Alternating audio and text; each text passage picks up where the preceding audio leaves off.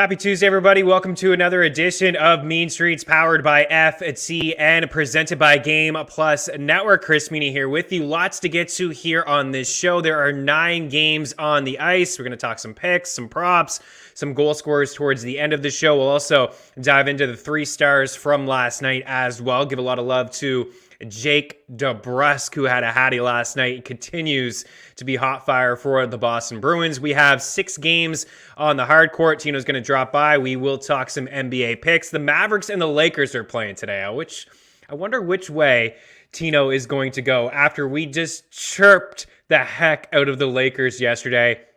Freezing cold takes.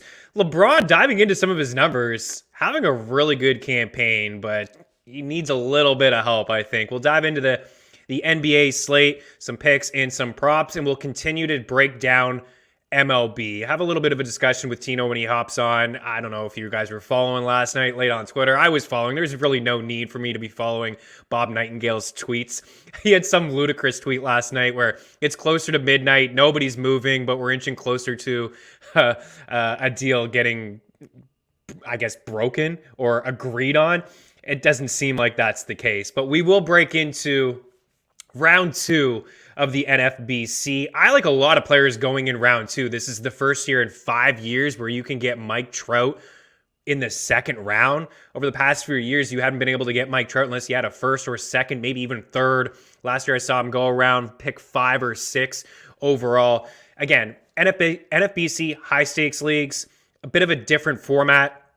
Talking rotisserie, so stolen bases are certainly key. They're not everything, but you can't compete. You can't win the league if you're going to be dead last in stolen bases. You at least need to be in the middle of the pack. So if you're going to draft guys like, maybe you take the power approach in the first 2 rounds with a Vlad Guerrero Jr. and a Mike Trout, you're going to have to attack stolen bases in the middle parts of your draft. And we will talk about targets like that. Not so much today, but as we dig a little bit deeper. Tomorrow will be round 3. We'll do round 4 on Thursday. Guys like Jazz Chisholm comes to mind as a guy who can steal you 20 bags. Mondesi, Adalberto Mondesi is like that. Do you pick him in the 4th round? You know, did you grab power and pitching in the first 3 picks? And you probably need to address stolen bases with a guy like Mondesi in around round 4. We'll get into all of that stuff throughout, but I'm kind of getting sidetracked here. But we will talk a little baseball, and I'm going to highlight a couple guys that I really like in that round 2 kind of section of NFBC when it comes to ADP. But there are a lot of guys that I really do like over there. I'm happy to turn the calendar to March, even though yesterday we finished pretty strong. Just to finish off February on this show, we did have the Leafs. We had the over between Washington and Toronto. That's now 21 of Toronto's last 26 games. We've seen at least 6 goals scored. We also had the over between the New Jersey Devils and the Vancouver Canucks. We got that one pretty easily. Now the Devils have played the over in 8 of their last 10 games, and a matchup tonight in Columbus against the Blue Jackets, another team who's played the over quite a bit. So it's going to be one of my picks, over 6.5. But happy with how yesterday went. Some guys that we pumped, the tires of Igor Sharangovich came through for us yesterday, nearly 3-1 for an anytime goal. Mentioned Jake DeBrusk, kind of highlighted him as the Bruins play 4 games this week as a guy who's been winning us some money from a shot prop standpoint and a goal standpoint. And Michael Bunting, and we'll get to him more in the next segment as well.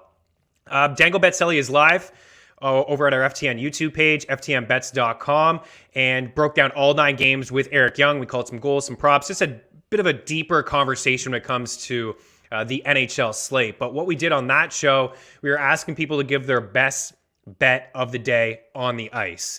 And it didn't matter if you won or you lost, and it didn't matter what the bet was. And we're giving away a betting package over at Dangle Betselli on Thursday. So all we're asking for people to do is head on over to our FTN YouTube page and give their best bet, hockey bet of the day, any bet that they want. And you don't even have to win. We'll put your name into a draw on Thursday, and we'll give away an FTN betting package. And the betting package includes all sports, all picks, some projections, Discord, all kinds of goodness. So since we're doing it over there, I want to do it over here too. And it's been a minute since we've done it. We don't have the Grinch cartoon character here, but this still applies here on this show. I think we can do it here on this show as well. So again, asking everybody who's hanging out with us, It could be live on Game Plus Network. Head on over to our FTN YouTube page, subscribe, smash that like button. In the comments section, leave your best bet of the day. It doesn't matter if it wins or it loses. Honestly, I'm going to take your name, I'm going to put it into a draw, and we will draw tomorrow on this show the winner of the FTN Bets package. Also, if you're just listening on iTunes, Spotify, you don't have a YouTube account, it does only take 2 seconds to make one. If you do make one, find FTN Network. I tweeted it out earlier. And again, subscribe, smash that like button, leave it in the comment section. But if you're just listening on iTunes, Spotify, you don't want to do all that stuff, it's okay.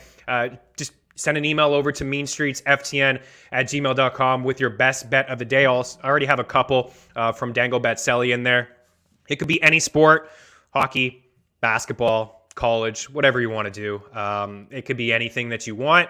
And again, win or lose, all good. We will take your name and we will put it into a draw and we'll give away a betting package tomorrow. We're feeling giving here, as just happy to get February behind us. It's still freezing cold where I'm at. There's a ton of snow on the ground and I can't wait for golf season. But we're getting there. It is getting close. It is getting close. Mike Convery hanging out again today on Mean Streets after hanging out with us on Game Plus Network. Woo, woo, awesome giveaway. We appreciate you and all the support from everybody on this show, and Dango Betselli and everybody over at FTN as well. So we do appreciate you. Just want to give back a little bit and show you guys really what the FTN betting package has to offer. Speaking of golf, we do have our free bet, and you can head on over to ftnbets.com/free. Sign up for the free newsletter. You get a bet every single day. You get some access to some of the content we have over at ftnbets.com, some tools, and some statistics as well. So this one I can only assume is from our guy, Brian DeCorte. Cameron Young, top 40 finish, plus 110 over at, I do believe that is DraftKings, but search around those north of the border, Bet365. You'll be able to find this bet at a similar price, as well as the Arnold Palmer Invitational gets underway tomorrow. And we will have Mr. DeCorte join us tomorrow to dive into some more of his favorite picks, some outright winners, and some DFS stuff as well. George Z in the house, but it's a Rory McIlroy season. I do agree. I am interested and intrigued with Rory this weekend for sure. Adam, I see your bet already. Actually, is that a bet? Yes. If Fred VanVleet is out, Pascal Siakam over assists. Sure, that's certainly one that I can get behind as well. If you are following along live right now on our YouTube page, you can leave the question there in the chat, but it's easier for me to see it after the show is over. I know it's maybe a little bit difficult, but if you're hanging out with us during the show, as soon as it's over, you'll see the comment section appear. Boom, leave it there. And I will always circle back before a puck drop and tip off to get going. Stat of the day. This one from our guy, George, and FTN Data. Look at this graphic. That is sharp. Not gonna lie, dude. You crushed it with this one, as per usual. Tight end leaders in yards per route run while lined up out wide. And we know that Kyle Pitts is not your typical tight end. He lines up wide. He actually lined up wide more than any tight end in the NFL last season. Look at that. Up at the top, Andrews, number 2, Dalton Schultz had a great season, Gronk, and Travis Kelce. So those are the leaders in yards per route run when lining up wide. Kyle Pitts is diving into some of his numbers. Honestly, he was a fantasy bust. He was. He had a really good season, but he was a fantasy bust because he only scored 1 touchdown. He had 110 targets, which was the 5th most at the position, 68 grabs, the 7th most. He finished his tight end 9.5 point setting, tight end 11 in fantasy points per game.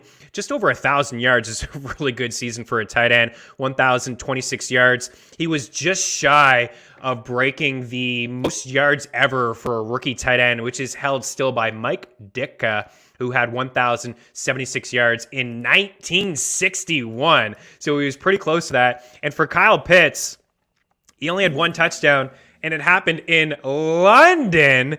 He still does not have a touchdown in North America. And don't at me with the Pro Bowl touchdowns. It does not count. But Kyle Pitts did have a really good season. He just didn't return value as a top 4 tight end getting drafted in the 3rd, 4th round. I would imagine that's probably where he's going to go again next year. The touchdowns are going to come. some of that is on Matt Ryan. Some of that's on the Falcons, the way that they, run their offense. But they'll come. He's a big buddy. They'll figure it out. Not having Calvin Ridley there, I think, really did hurt Kyle Pitts to have. If they can figure out a way to bring back Calvin Ridley and make him happy and have, Ridley on the field, that will open up a lot of one-on-one. Who, by the way, you guys know this, Kyle Pitts is an absolute mismatch all over the field. But I will be in on him from a redraft standpoint next year. And if anybody's willing to sell him in Dynasty because he had 1 touchdown, you go ahead and you see if you can get him on your Dynasty squad. All right, we'll take a break. And when we come back here, we got the NHL 3 stars. The first bet I made here in March is a bet on a Toronto Maple Leaf player. That's right. We're into March and we're getting wild here on Mean Streets. Keep her locked.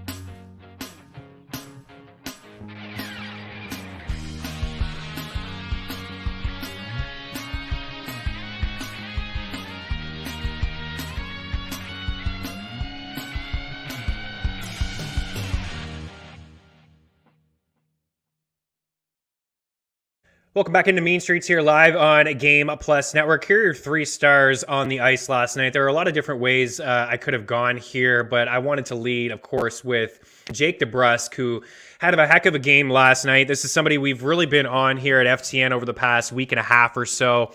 Since the promotion to the top line, he had the hat trick and the 4 shots on net last night in Los Angeles. Nice little ad there, George, with the hat emoji. Jake DeBrusk has 7 goals and 19 shots in his last 5 games. He had a 2-goal game the other day as well. He, again, today is plus 330 for an anytime goal. I haven't seen his shot prop as of yet, but it's probably going to be plus 140 for 3 shots. That's where it's been at over the past couple of games. Sometimes books don't adjust, actually all the time, really. It takes a while for books to adjust like a line movement like this. Jake DeBrusk, who demanded a trade about 6 weeks ago, wanted out of Boston, playing on the 3rd line. I can only imagine he wanted a trade because he feels like he can offer more. Like he should be a top 6 player on a team, and he probably would be on most squads. But, the Bruins are kind of loaded inside their top 6.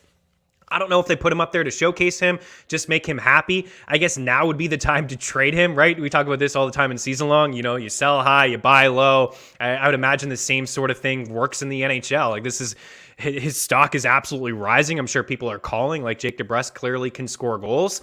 I think it's a good fit. I think they should keep him, and I think they should keep him on that top line. Again, those north of the border, Bet365, I saw him last night, 1.5 for his shot prop. It was juiced to the over at minus 180, but you can put those kind of, odds into a parlay and away you go. So I'm going to like him again today, even off the back of the back. The second half in Anaheim, it does look like John Gibson could return. I'm still going to like his shot props. He's just feeling it right now.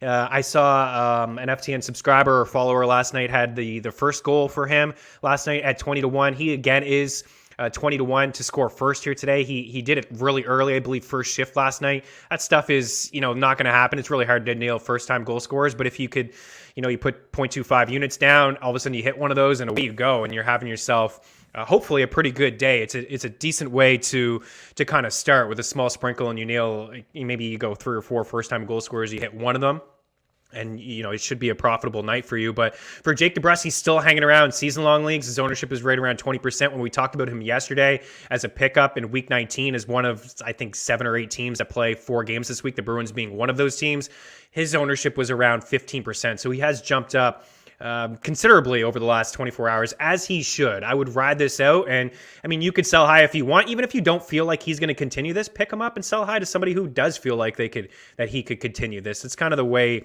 I usually run my season-long leagues. It's kind of like, stock market, in and out, highs and lows. You want to sell people at their absolute high. and sometimes buy them at their absolute low. So Jake DeBrusk, a shout out to him on a bit of a heater. Jesper Bratt, we had yesterday for 2.5 shots, 1 goal, 2 points. He did have 3 shots. We got that third one late. He's just having such a really good season. I mean, kind of out of nowhere. He's leading the Devils in points. He's been a point per game guy the entire season, 50 points in 48 games. Last year, he had 30 and 46. He's just a really good player that not a lot of people talk about. I mean, the Devils have some offense. They got guys like Jack Hughes, Nico Hischier, former first overall pick, former Halifax Moosehead. You got Igor Sharangovich, who we gave a little bit of love to yesterday, who found the back of the net. But for Jesper Bratt, going to go back to him again today, a little bit later on in the show. He does have goals in 3 straight games, 5 over that span, and he has at least 3 shots in 3 straight, and 5 of his past 6. Michael Bunting probably shouldn't be on here as a star, but I did want to give him a little bit of love. He scored a goal last night, the opener. We've been on him as well, plus money for shots. Didn't get it last night, but a lot of these guys, DeBrusk and Bunting, they've been basically plus 300 for an anytime goal over the past couple weeks, playing on the top line of their respective teams, which is a lot of value then. Again, Vegas not really paying attention to line movement. Bunting has had the boost with the addition of, I say the addition. Matthews and Marner are awesome. You could probably put anybody with those two guys and, the player will have some success. But for Michael Bunting, he's really on a bit of a heater. He had a 4.9 the other day. And the first bet that I put in here in March, actually had a 5.9. He had 4 assists, 5 points. He does have goals in back-to-back games. He's got 19 on the season. The bet that I put in this morning was for him to win the Calder Trophy. You can get that over at FanDuel at 10-1, points bet at 9-1. DraftKings is 4-1, so it's not really a great bet over there. And I'll say that Zegras is probably the leader, but Moritz Seider deserves a lot of attention as well. It's really impressive what he's doing as a rookie defenseman, logging over 20 minutes a game. He leads all rookies in assists with 34. He's playing against the opposing team's top players, and to do it as a defenseman in the league is really astonishing. Honestly, I watch him play, and I watch him play against a lot of top players, and he does a good job. It probably is his award to lose, but I will say this. Bunting, 19 goals now, leads all rookies. He's got 41 points, which is just one behind Lucas Raymond. This top line in Toronto is not going to slow down at any time soon. So if he can get to maybe the 30-goal mark, he can get to maybe 60 points, he would have to probably have a 10 to 15-point edge on some of these guys, which I think is doable because, yes, he's a rookie, but he's also 26, and that may have some effect on some voters. It didn't with Kaprizov last season. He was a little bit older for a rookie, spent some time in the KHL. It may have an effect on some voters here when it comes to Moritz Seider being a lot younger, Trevor Zegras being a lot younger and having really good rookie campaigns as well. But I think at 10-1, certainly worth a sprinkle. Daniel Bratt, 5K DK tonight also. Yeah, he's super affordable. Bunting is cheap. And DeBrusk was 3-3 yesterday, had 48 DraftKings points, and now he's 3-1 today. So his price has actually dropped $200. The back-to-back against the Ducks, I wouldn't worry about it. A top line in Boston's always going to get opportunities with Marchand and Patrice Bergeron driving offense. So those are your 3 stars. Wanted to give a little bit of love to Michael Bunting if you're looking for a bit of a long shot. 10-1, 9-1, 4-1, not so much. We are going to switch gears and talk a little baseball. Tino is in here next. We're also going to dive into the NBA, and we're keeping the NHL picks for the end of the show. So hang around. A lot more to get to here on Mean Streets. Keep it locked.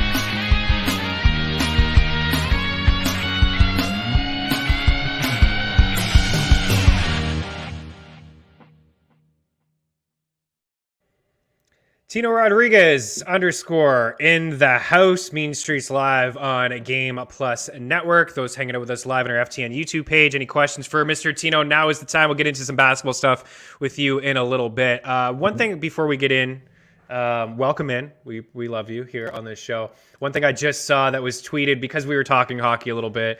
It's Taco Tuesday. So LeBron will definitely bring it today, Taco Tuesday. Over at Prize Picks, they always kind of pump out just like value props. And it's like a time code on it, like 22% off, 50% off sometimes. Right now I'm seeing, it was just tweeted from our FTN daily account, Nathan MacKinnon over 3.5 shots. So everywhere you look, it's going to be at 4.5.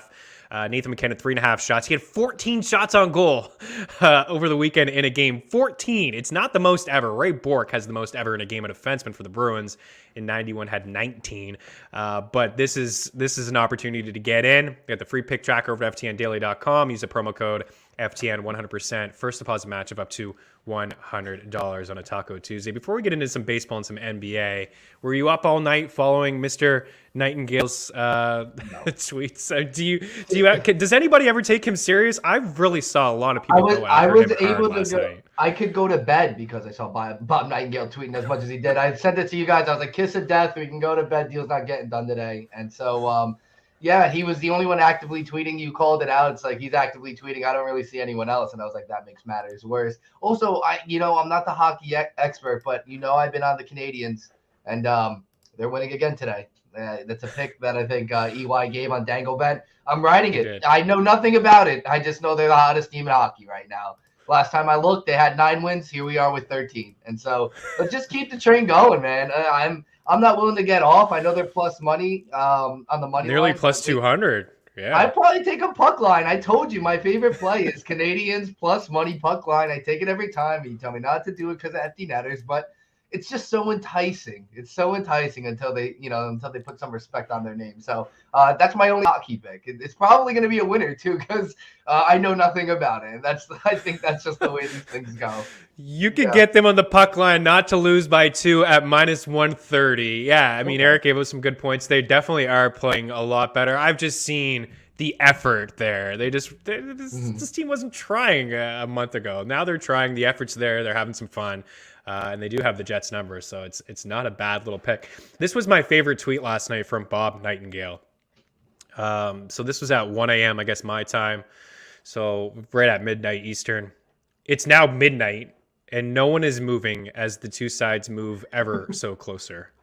Oh, my God. Is that an inside joke that I'm missing somewhere? I didn't fully understand that one. Dude needed Bob's just doing the best he can. He's doing the best he can. He's trying to give us some live updates. I will say, though, the thing most worth noting that seemed accurate amongst everything and that did get retweeted by John Heyman is the playoff format, right? So that's something we can definitely talk about that has some backing. And the one thing I can't wrap my head around is why this is the leverage piece.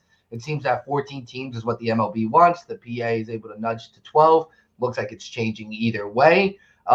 I am not aboard on 14. The players are pushing back on 14. It's just like the one compelling news I think we're getting out of this is that the leverage that the PA has right now is that if they give up and give them the 14 team, they can kind of do a give and take. But I don't want to see a 14-team playoff in the MLB. That's just ridiculous. That's half the league, and what's the point at that point, right? I mean, the 12-team format would give top two seeds, the top 2 seeds buys, and then we have 3-game playoffs for everyone else, which eliminates the 1-game playoff, which a lot of people were kind of iffy on with the wild card game. So I don't think 12 would be egregious, but 14 I think is it's too much. It's kind of overkill.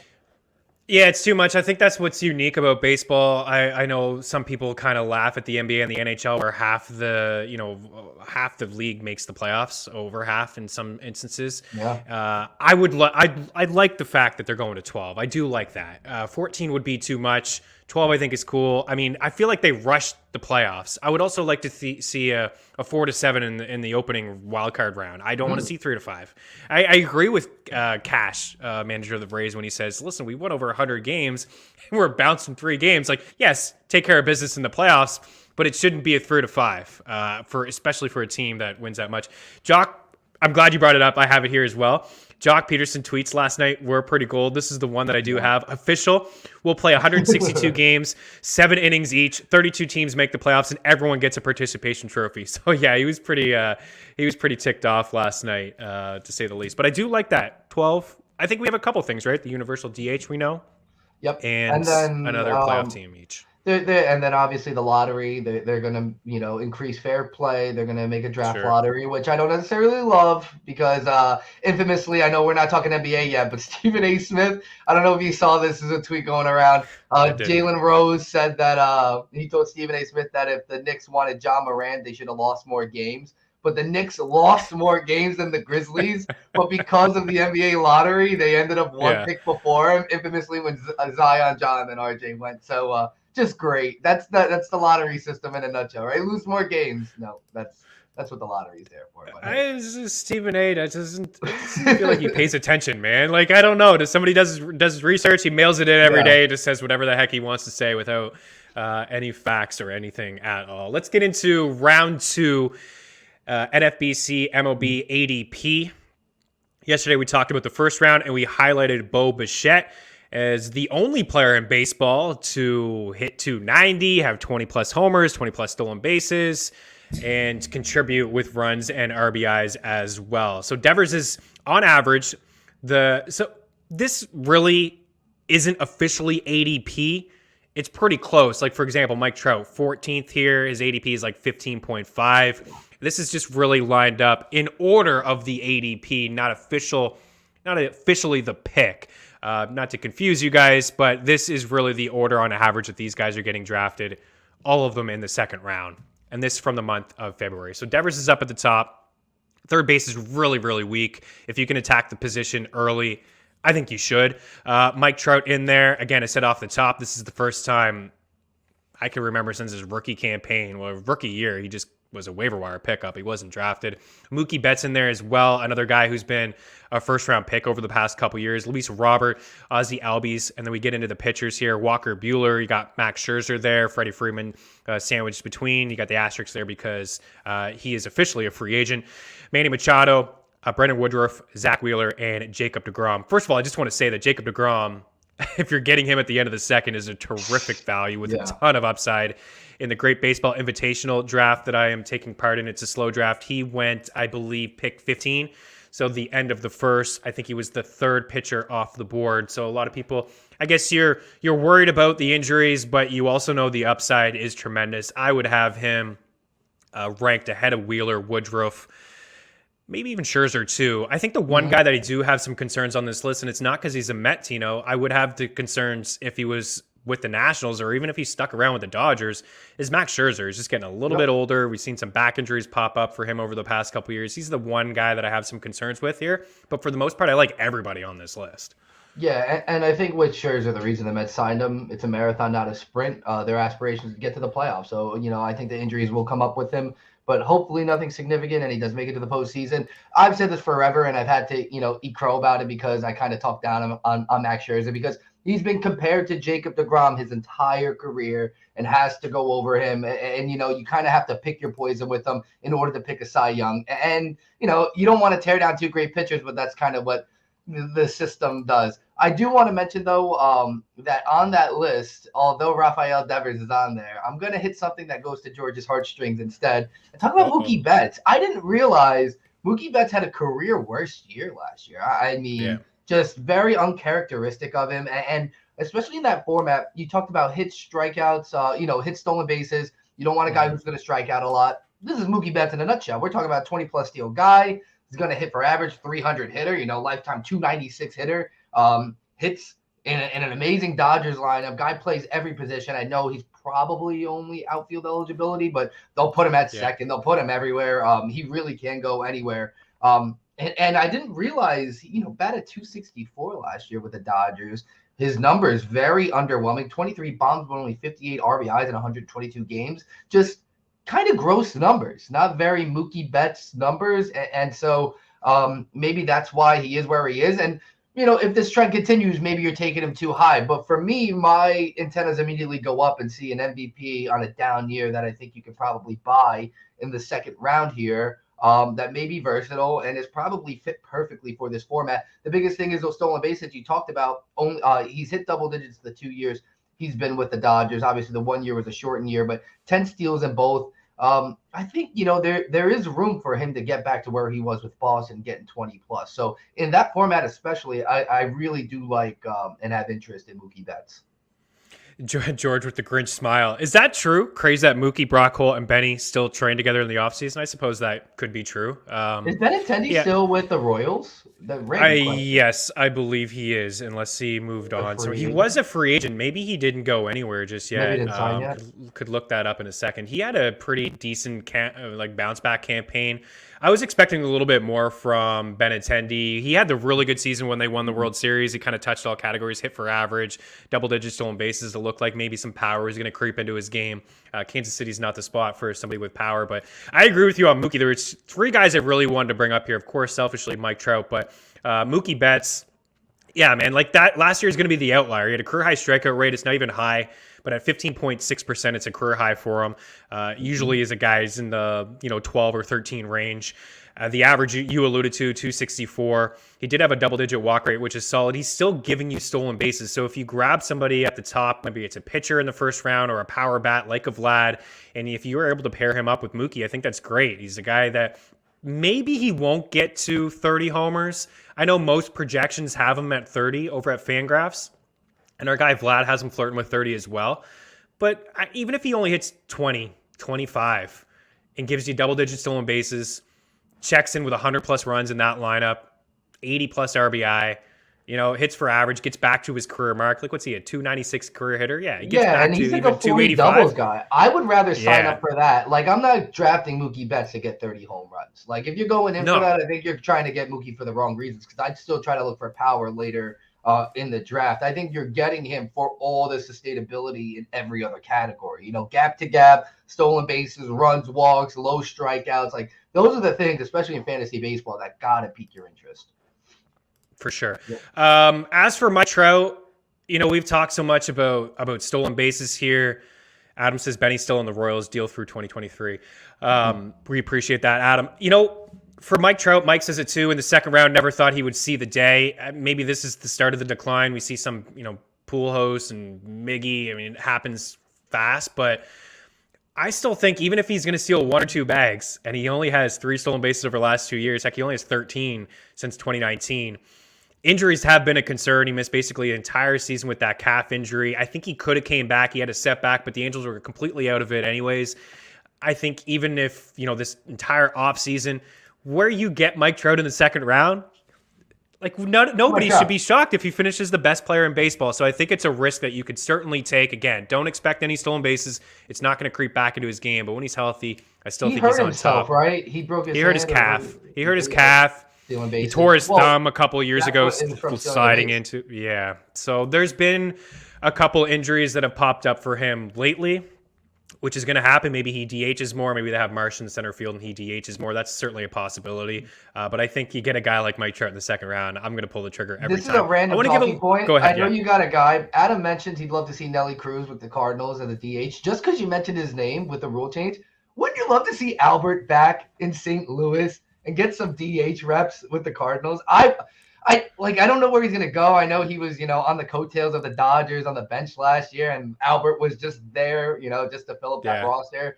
I'd love to see where he goes, but I think with the DH, him on the Cards, it would be nice. It'd be bittersweet, right? It'd be a nice little home welcoming. I know they left on kind of bitter terms, but it would be nice. I thought the Angels did him dirty, to be honest with you. It's not like they were headed for, a playoff run. They wanted to loosen up, give some more at-bats, I guess, to a guy like Marsh.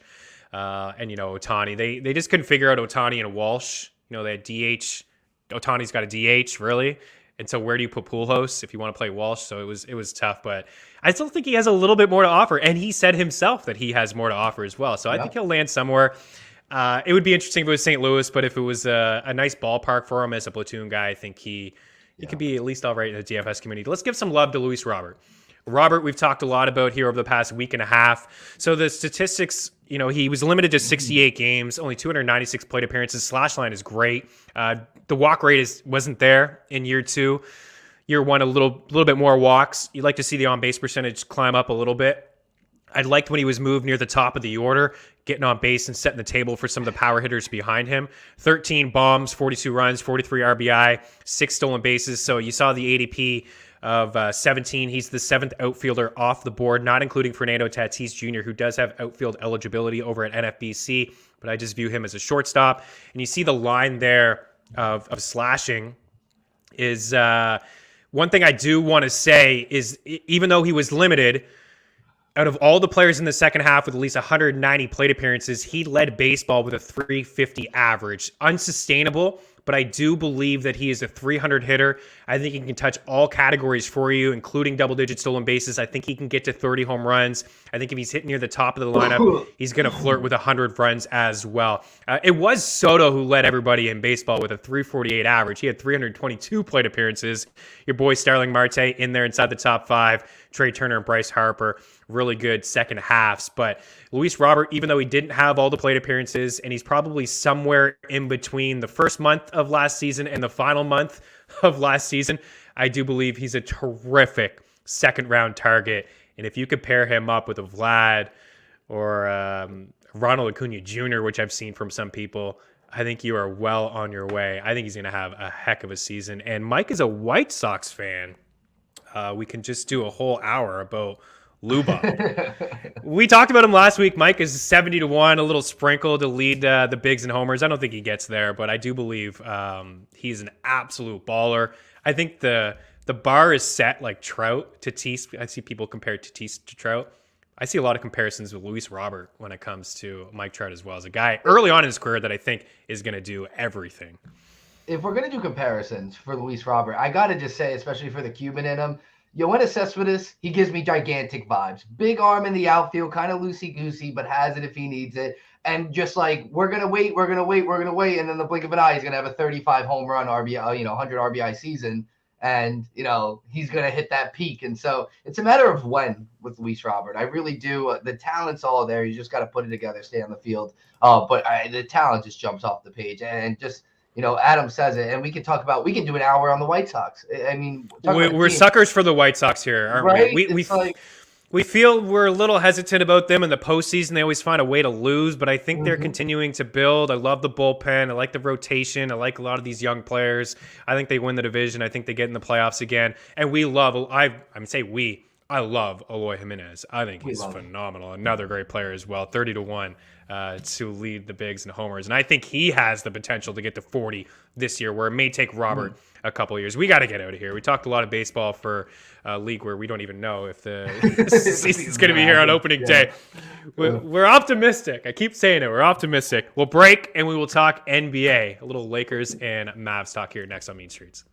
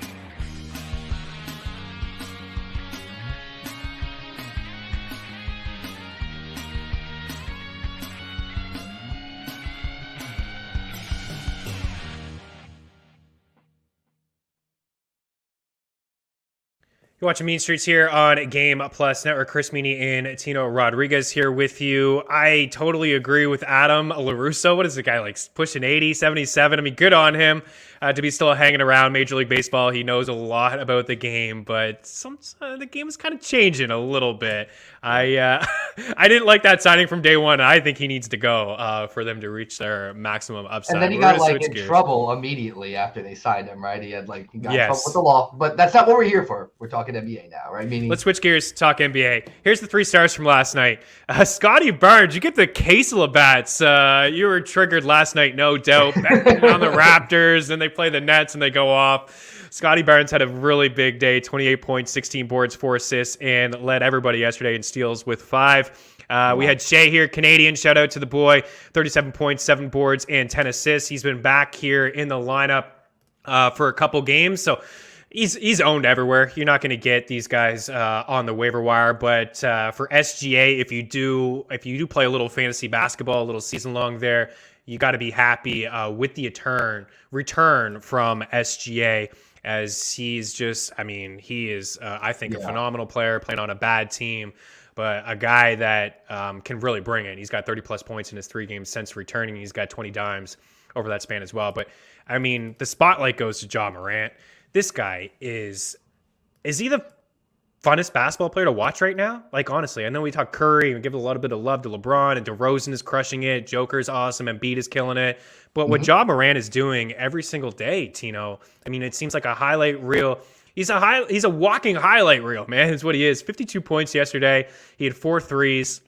He had 46 points against the Bulls a couple nights ago. He had 44 points February 16th against Portland. So he's got 40-plus points here in 3 of his past 4. He's now averaging 27 points, 5.9 boards, and 6.6 assists. A couple amazing highlights from him last night. That was a career high for him, 52 points, 22 of 30 shooting, and 4 of 4 from beyond the arc. I mean, what can you say about Ja Morant? This guy is unreal. It was also a franchise high. I think the coolest stat I saw, I think it was from StatMuse, is that every franchise had a 50-point scorer other than the Grizzlies going into last night. Nice. Yeah, so, and then the entire team celebrated with him. I guess it makes more sense, but unreal. I mean, the craziest part, everyone highlights the dunk. He got a full court touchdown pass, 0.4 second shot off, which I don't even know how that's possible. I was always told you need 0.5 to get a shot like that off, but whatever. Unbelievable. It's kind of crazy when you think about how, like, every other day too, like, we're all kind of holding our breath with Ja Morant a couple games ago, right out of the All-Star break. It was like prayers up for John, and they brought him back in, and he missed a shot at the buzzer. So, like, we didn't know if he was going to miss time after that. He was kind of playing hurt, and clearly he's fine. Ja Morant is A-okay. I want to see him in the postseason. That's kind of where I'm at now. They're killing it in the and West. we will. It does look like we will see him for sure. Yeah. Let's get to the finish line. That's what it keeps saying. Like, right? NBA regular season. Get to the finish line.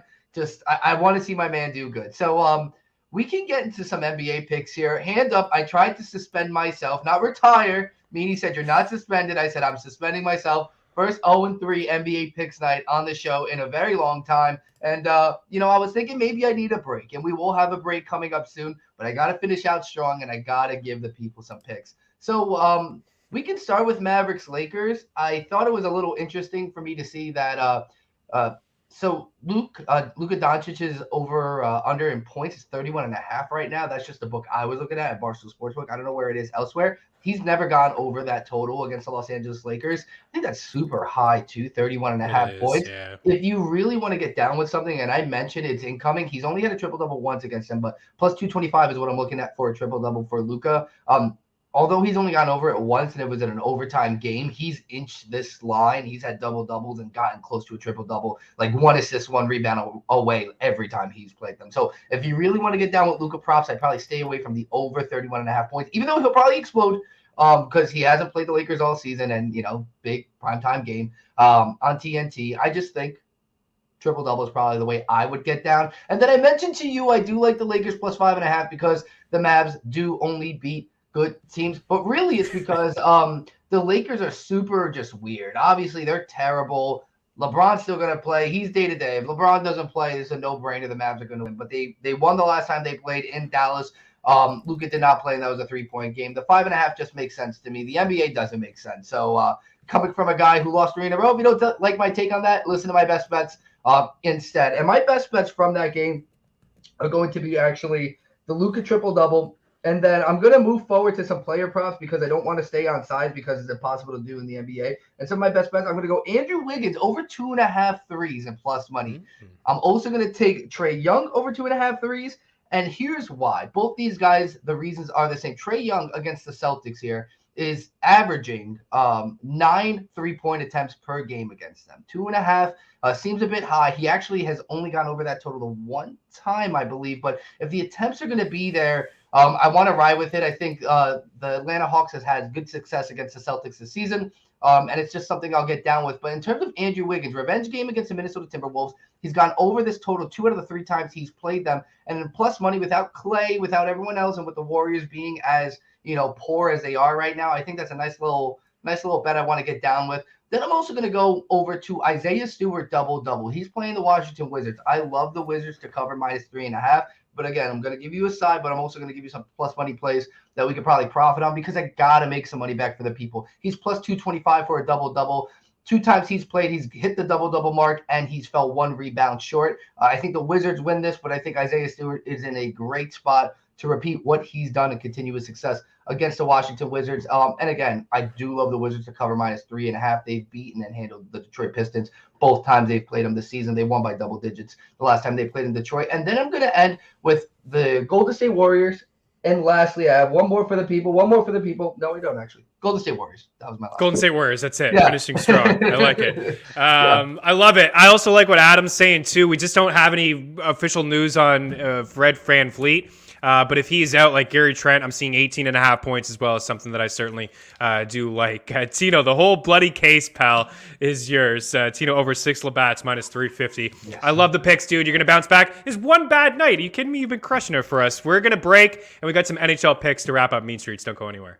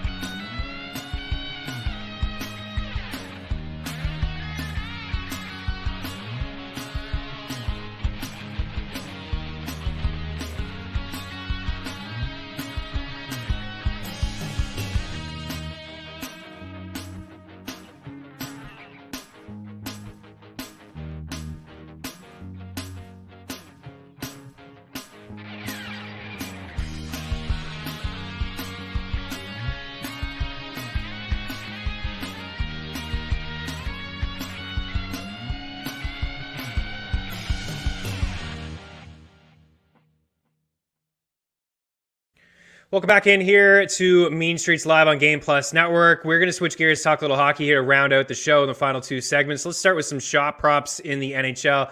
I have a few that I really like over at FTNBets.com. I want to share a couple that I do like, some plus money plays, and a few more over at FTNBets.com. Again, leave your free pick. You will be entered into a draw to win a package over at FTNBets.com. All picks, all sports from everybody over at FTN, including tools and a Discord channel in there. Braden Point, Jesper Bratt, Teuvo Teravainen. I have the bonus as Zach Hyman here. I think Nikita Kucherov is in play as well. A matchup against the Ottawa Senators. For Braden Point, -149 over at Caesars. He has at least 5 shots in 3 of his past 6 games. It doesn't seem super appealing that he's only cleared in 3 of his past 6, but I do like this spot against the Sens, who have allowed the 4th most shots and the 6th most shot attempts at 5-5 per 60 over the last month. That from our friends over at Natural Stat Trick. Jesper Bratt was good to us yesterday, going right back to him. He's cleared in 5 of his past 6 games, and the one game that he didn't, he left with an injury. So he has been right there. We gave him a lot of love earlier. Don't think I need to spend too much time on him in this game or just talking about him for a shot prop standpoint. But -130, I think a lot of Devils are in play. I think a lot of Blue Jackets are in play on the other side of that game. Patrick Laine as well. But the second half of a back-to-back is a little tough to take players, but the Blue Jackets, over the last month, again, from Natural Stat Trick, the 4th most shot attempts and the 3rd most shots on goal at 5-on-5. We'll get in. I think there's going to be a lot of offense in that game. So I think there's a bunch of different ways that you can go for goal scorers. We'll do that in the next segment. Teuvo Teravainen and then Hyman in here for Teuvo. A good spot against the Wings. They've coughed up the 7th most shots at 5-5 per 60 over the last month of the season. Teuvo has cleared in back-to-back games in 4 of his last 6. And then Zach Hyman, who we've been getting at plus money. This is the first time I haven't seen him at plus money. He's -125 over at DraftKings and Bet365. He's cleared in 2 straight games, 4 shots and 3 shots, and he played 49 minutes total in those games. And that's what's super appealing to me because he's played at least 2150 in 6 straight games with McDavid, who's a pass-first guy. He has at least 3 shots in 7 of his last 10 games. For the picks tonight, I am leaning with these picks. Some of the odds have changed, but I wanted to give you the odds of when I put it in the bet tracker. I wanted to give a little bit of love to our FTN bet tracker. If you were subscribed, you get the picks right away. You follow FTN alerts, you get notified right away. If you do have the package inside the Discord, hey guys, jump on the Avs right now. You can get them at -106 to win on the puck line. That's not the case anymore, but still pretty good odds at around -115, -120 to take care of the Islanders tonight. I like Carolina in 60 against Detroit, -140. You can take them on the money line if you want, put them in some parlays. I like the Oilers -155. I'm seeing -165 now. I'm still okay with that, but I'd like to put that into a parlay as opposed to putting it as just a single bet at -165. That would be a tough loss. And the Devils and the Blue Jackets here over 6.5 goals. That bottom one is kind of just, I got a gut feeling about San Jose. I haven't been sold on Vegas lately. They're dealing with some injuries. I know Robin Lehner is back, but the Sharks are playing decent hockey. The Golden Knights got like 5 losses in their last 7 games or so, so I'm putting them in as just a kind of crazy little parlay, 0.25 at +660. But New Jersey's played to the over in 8 of their last 10, and Blue Jackets are allowing a lot of rubber as well, and they can score. The Devils are not getting goaltending. We got about 45 seconds for the final segment. I got 5 goal scorers for you. Keep her locked.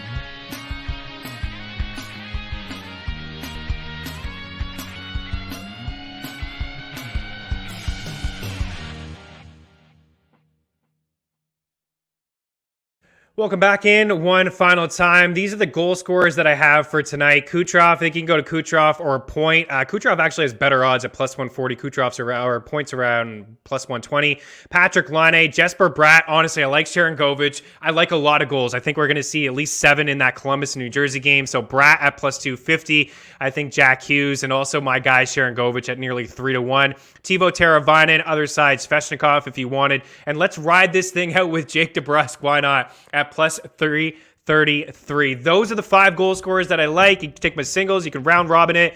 Maybe you have a little parlay fun in there as well. Mike, I see the question. I do have a lean to the Sharks team total over 2.5 goals, but I don't think we'll see much offense in that game. I think it'll be low scoring, tight check-in. All right, we're out of here. Sorry, Game Plus, for going a little long. We do appreciate you. Back tomorrow. Cheers.